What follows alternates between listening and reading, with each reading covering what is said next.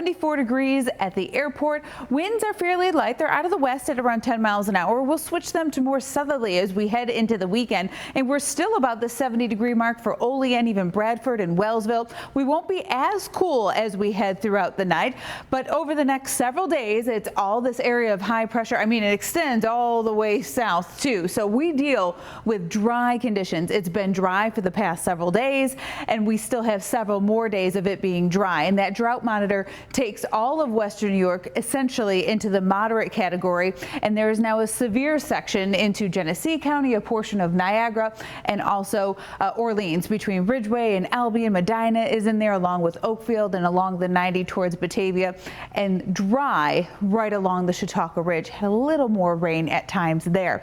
As we work into the overnight with clear skies, light winds, our temperatures do drop and it will be comfortable. We're dropping right into the middle 50s. We'll get some lower 50s across the southern tier. And still with light winds, but they'll be out of the south. So things will warm up nicely into the weekend. Looking at this hourly forecast over the past week, I've just let it go because the only thing that we have to contend with are some clouds and varying heights going in and out.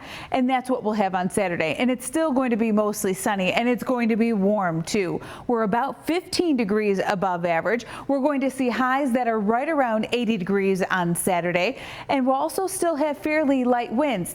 Now Sunday, we're in the 80s across much of the area. Now the southern tier will likely stay in the upper 70s, but if you're headed to the Bills game or maybe you want to have a party outside, it's going to be in the 80s. Then as we get to kickoff, we're still in the mid 60s. We're in the lower 60s right around 11 p.m. So have a sweatshirt with you and your sunglasses.